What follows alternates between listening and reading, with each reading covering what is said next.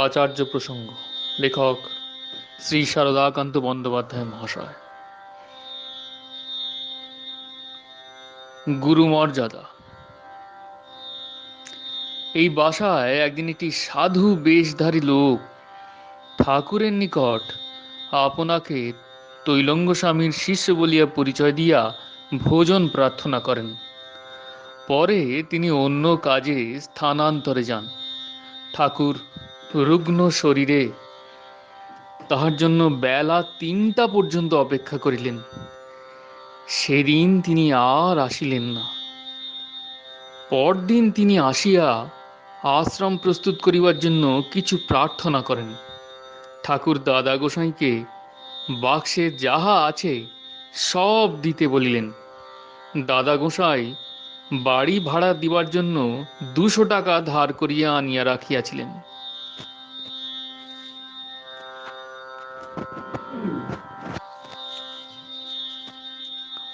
তাহা সব দিয়া দিলেন। লোকটি ২-৩ জন লোককে ২-৩খানা নোট দিয়া বাকি টাকা লইয়া চলিয়া গেল। পরে জানা গেল যে লোকটি কলিকাতার একটি বিখ্যাত গুন্ডা।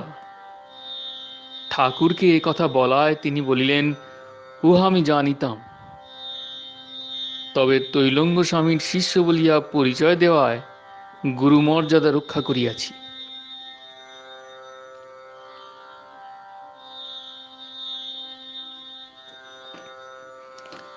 বুলির দূর শ্রবণ।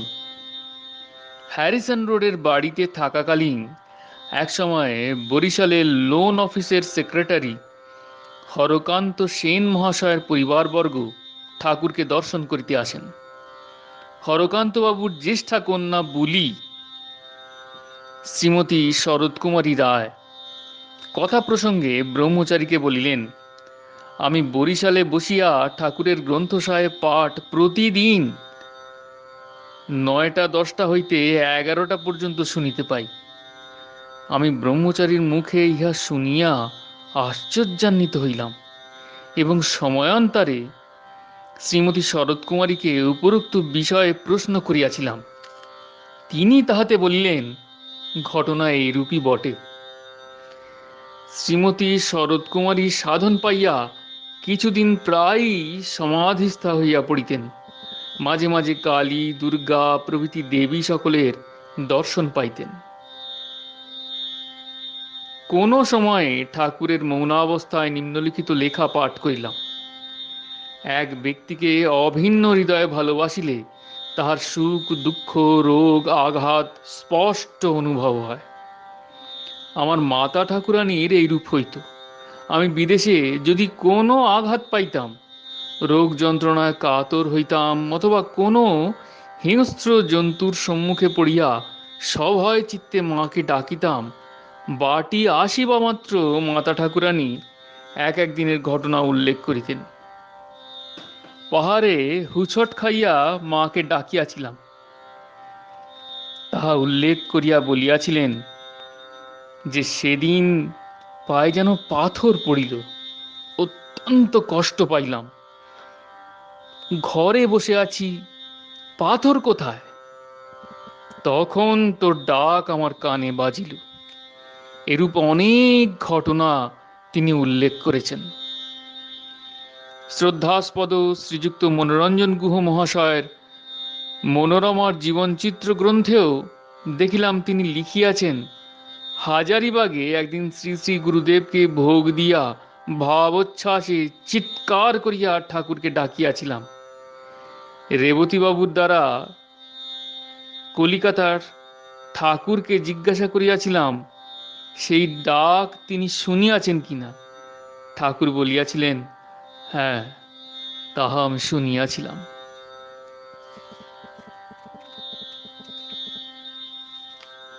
শ্রীধরের বসন্ত রোগ ও ঠাকুরের দয়া।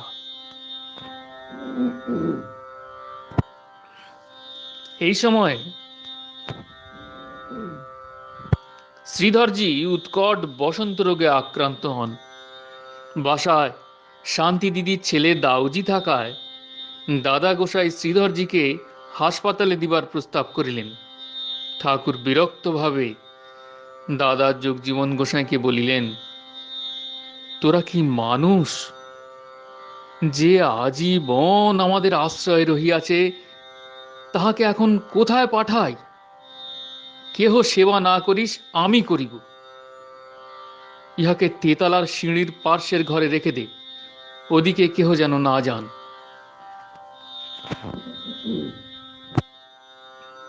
ঠাকুরের মুখ নিঃসৃত বাক্যই যেন কার্য। ঠাকুর দয়া করিয়া আমাকে তাহার সেবার ভার দিলেন। মনোরঞ্জন বাবুর পূজা। ঝুলন পূর্ণিমার দিন ঠাকুরের জন্মতিথি উপলক্ষে শ্রদ্ধেয় মনোরঞ্জন গুহ মহাশয়ের ইচ্ছা হইল ঠাকুরকে নতুন কৌপিন বহির্বাস পরাইয়া দেন।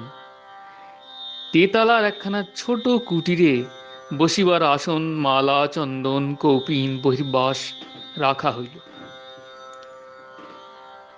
ঠাকুর মধ্যাহ্ন শৌচান্তর ওই কোঠায় প্রবেশ করিলেন। ওই ঘরে অন্য কেহ রহিল না। শুনিলাম মনোরঞ্জন বাবু ঠাকুরের গলে মালা দিলেন, কৌপিন বহির্বাস দিলেন এবং পুষ্প চন্দন ঠাকুরের শ্রীচরণে ভক্তি ভরে অর্পণ করিয়া সাষ্টাঙ্গ হইয়া প্রণাম করিলেন। বিধু ঘোষ দরজায় দাঁড়াইয়াছিলেন। ঠাকুরের পূজা দর্শন করিয়া অজ্ঞান হইয়া পড়িয়া গেলেন। কিছুক্ষণ পরে মনোরঞ্জন বাবু উঠিলেন। ঠাকুর তাহাকে বলিলেন, এসব কাজ গোপনে করিতে হয়। আর একদিন মনোরঞ্জন বাবু একটি সুন্দর গোলাপ ফুল ঠাকুরের জন্য আনিয়া শানুর আগে সলজ্জ ভাবে দাঁড়াইয়া আছেন। ঠাকুর উহা সাদরে গ্রহণ করিলেন।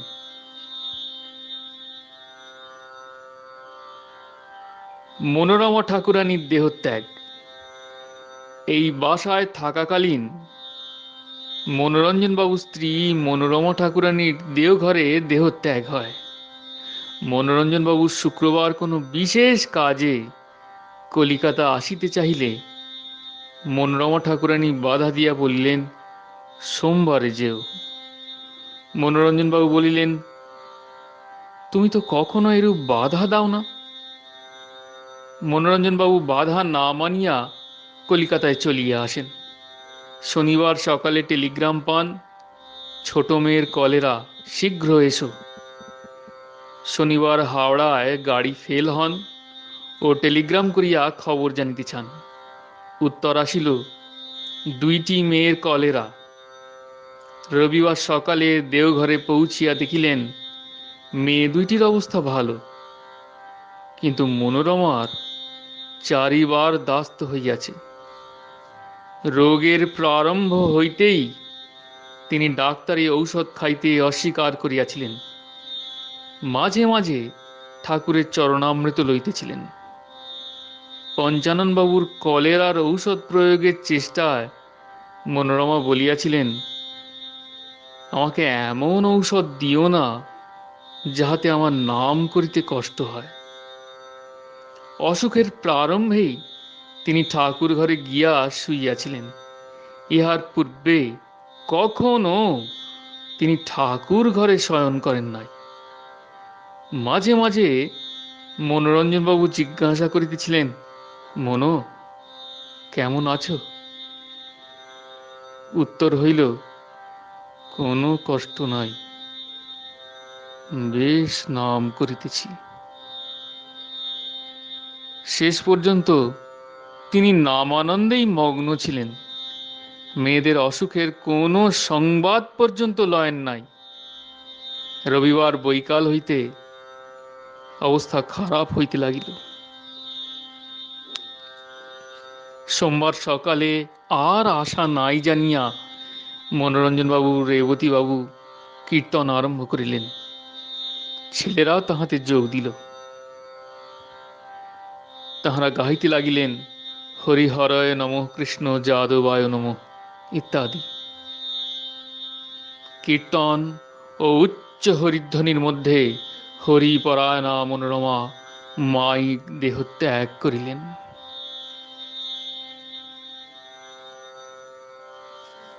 মনোরমাকে কারণ দেহে দর্শন। রবিবার রাত্রে গোসাই মোহিনীবাবুকে বলিলেন, দেখুন মনোরমা আসিয়াছেন।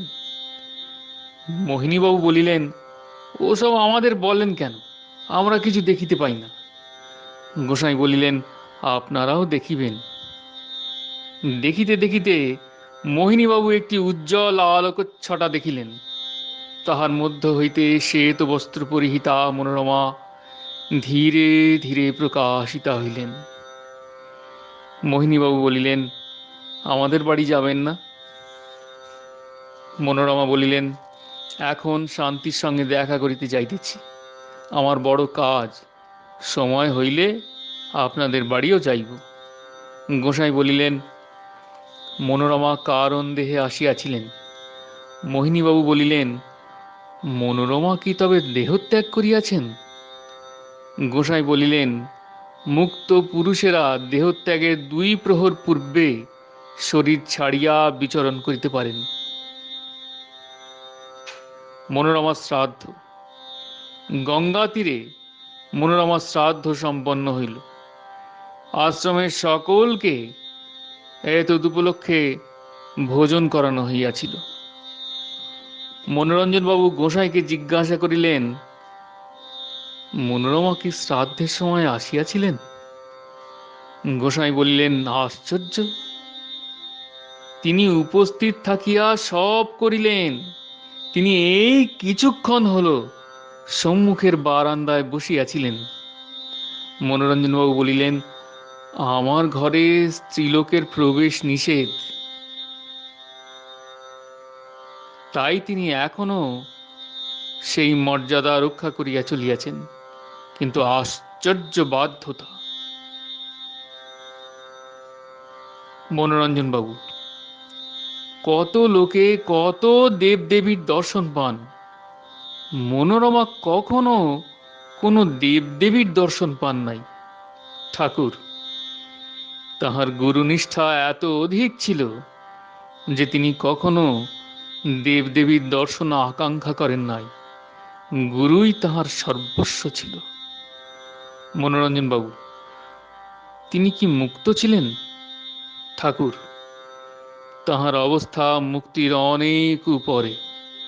তিনি শুধু সংসারে থাকিয়া কিরূপে ভগবান লাভ করা যায় তাহা দেখাইবার জন্য জন্ম লইয়াছিলেন। তাহার কার্য শেষ হইয়াছে, তিনি চলিয়া গিয়াছেন। তাহার মতো কোটিতে গুটি পাওয়া ভার। রেবতীবাবু, মনোরমা দেবী বলিতেন, এমন গুরু পাইয়াও আমার কিছু হইল না। তিনি সংসারের নানা কার্যে সাধনে বসিতে পারিতেন না বলিয়া আক্ষেপ করিতেন। গোসাই, বসা না বসা তাহার সমানই ছিল।